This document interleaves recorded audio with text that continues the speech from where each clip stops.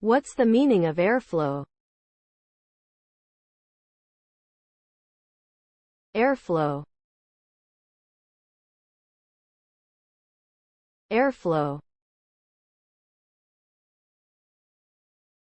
Airflow. Airflow. Airflow.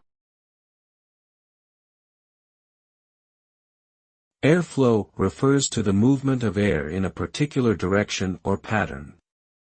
It can be caused by natural phenomena like wind or thermal currents, or artificially produced through systems like ventilation or air conditioning.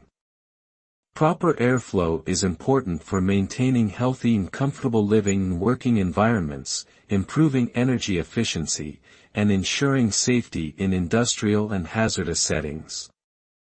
Good airflow can also promote better indoor air quality by reducing pollutants, regulating temperature and humidity, and preventing moisture buildup that can cause mold and other issues.